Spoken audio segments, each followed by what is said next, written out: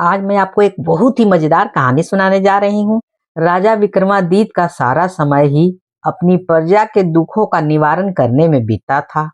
प्रजा की किसी भी समस्या को वो अनदेखा नहीं करते थे। सारी समस्या की जानकारी उन्हें रहती थी। इसलिए वे भेष बदलकर पूरे राज्य में आज किसी जगह तो कल किसी जगह घुमा करते थे। उनकी इस आदत का पता चोर डाकुओं को भी था। इसलिए अपराध की घटनाएं छिटपुट हुआ करती थी। विक्रम चाहते थे कि अपराध बिल्कुल मिट जाए ताकि लोग निर्भय होकर एक स्थान से दूसरे स्थान की यात्रा करें और चैन की नींद सो सके। ऐसे ही विक्रम एक रात भेष बदलकर राज के एक हिस्से में घूम रहे थे कि उन्हें एक बड़े भवन से लटकता हुआ एक कमंद नजर आया। इस कमंद के सहारे जरूर कोई चोर ही ऊपर की ओर मंजिल तक गया होगा। यह सोचकर वे कमंद के सहारे ऊपर पहुंचे। उन्होंने अपनी तलवार हाथ में ले ली ताकि सामना होने पर चोर को मौत के घाट उतार सके। तभी उनके कान में एक स्त्री की धीमी आवाज पड़ी। तो चोर कोई स्त्री है। वे सोचकर वे उस कमरे की दीवार से सटकर खड़े हो गए जहां से आवाज आ रही थी। कोई स्त्री किसी से बगल वाले कमरे में जाकर किसी का वध करने को कह रही थी। उसका कहना था कि बिना उस आदमी का वध किए हुए किसी अन्य के साथ उसका संबंध रखना असंभव है। तभी एक पुरुष का स्वर में बोला कि वह लुटेरा अवश्य है, मगर किसी निरपराध व्यक्ति की जान लेना उसके लिए संभव नहीं है। वह स्त्री को अपने साथ किसी सुदूर स्थान ले जाने के लिए कह रहा था और उसके विश्वास दिलाने की कोशिश कर रहा था कि उसके पास इतना अधिक धन है कि बाकी बची जिंदगी वे दोनों आराम से बसर कर लेंगे। वह स्त्री अंत में उसे दूसरे दिन आने के लिए बोली, क्योंकि उसे धन बटोरने में कम से कम 24 घंटे लग ही जाएंगे। राजा समझ गए कि पुरुष उस स्त्री का प्रेमी है तथा स्त्री उस सेठ की पत्नी है जिसका यह भवन है।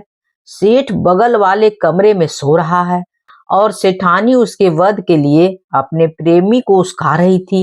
राजा कमंद पकड़कर नीचे आ गए और उस प्रेमी का इंतजार करने लगे। थोड़ी देर बाद सेठानी का प्रेमी कमंद से नीचे आया तो राजा ने अपनी तलवार उसकी गर्दन पर रख दी तथा उसे बता दिया कि उसके सामने विक्रम खड़ा है। वो आदमी डर से थर थर कांपने लगा और प्राण दंड के भय से उसकी गीगी बन गई।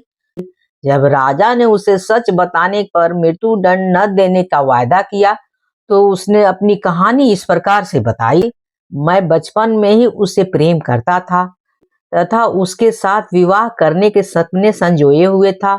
मेरे पास भी बहुत सारा धन था क्योंकि मेरे पिता एक बहुत ही बड़े व्यापारी थे, लेकिन मेरे सुखी भविष्य के सारे सपने धरे के धरे रह गए। एक दिन मेरे पिताजी का धन से भरा जहाज समुद्री डाकुओं ने लूट लिया। लूट की खबर पाते ही मेरे पिताजी के दिल को ऐसा धक्का लगा कि उनके प्राण निकल गए। हम लोग कंगाल हो गए। मैं अपनी बाहरी तबाह का कारण उन समुद्री डाकुओं को मानकर उनसे बदला लेने निकल पड़ा। कई वर्षों तक ठोकर खाने के बाद मुझे उनका पता चल गया। मैंने बहुत मुश्किल से उनका विश्वास जीता तथा उनके दल में शामिल हो गया। अवसर पाते ही मैं किसी एक का वध कर देता। एक एक करके मैंने पूरे दल का सफाया कर दिया और लूट से जो धन उन्होंने एकत्र किया था वह लेकर अपने घर वापस चला आया। घर आकर मुझे पता चला कि एक धनी सेठ से मेरी प्रेमिका का विवाह हो गया है और वह अपने पति के साथ चली गई। मेरे सारे सपने बिखर गए। एक दिन उसके मायके आने की खबर मुझे मिली तो मैं बहुत खुश हो गया। वह आकर मुझसे मिलने लगी और मैंने सारा वृत्तांत उसे बता दिया। एक दिन वह मुझसे मिली तो उसने कहा कि उसे मेरे पास बहुत सारा धन होने की बात पर तभी विश्वास होगा जब मैं नौलखा हार उसके गले में डाल दूं। मैं नौलखा हार उसके पास लेकर गया। तब तक वह पति के पास चली गई थी। मैंने नौलखा हार लाकर उसे पति के घर में पहना दिया तो उसने अपने पति की हत्या करने को मुझे उस्का दिया। मैंने उसका कहना नहीं माना क्योंकि किसी निरपराध की हत्या अपने हाथों से करने में मैं भयानक पाप समझता हूँ। राजा विक्रमादित्य ने सच बोलने के लिए उसकी तारीफ की और समुद्री डाकुओं का सफाया करने के लिए उसका कंधा थपथपा दिया। उन्होंने उसे क्रिया चरित्र नहीं समझ पाने के लिए उसे डांटा। उन्होंने कहा कि सच्ची प्रेमिका प्रेमी से प्रेम करती है, उसके धन से नहीं। उसकी प्रेमिका ने उसकी प्रतीक्षा नहीं की और धनी व्यक्ति से शादी कर ली। दोबारा उससे भेंट होने पर पति से द्रोह करने से नहीं हिचकिचाई। नौलखा हार प्राप्त कर लेने के बाद भी उसका विश्वास करके उसके साथ चलने को तैयार नहीं हुई। उल्टे उसके मना करने पर भी उसने निरपराध पति की हत्या करने को तैयार बैठी है। ऐसी निठुर तथा चरित्रहीन स्त्री से प्रेम सिर्फ विनाश की ओर ले जाता है। वह आदमी रोता हुआ राजा के चरणों में गिर गया तथा अपना अपराध क्षमा करने के लिए प्रार्थना करने लगा। राजा ने मृत्यु दंड के बदले उसे वीरता और सत्यवादी के लिए ढेरों पुरस्कार दिए। उस आदमी की आंखें खुल गई थी। दूसरे दिन रात को उसी प्रेमी का भेष धारण करके वे कमंद के सहारे उसी प्रेमिका के पास पहुंचे।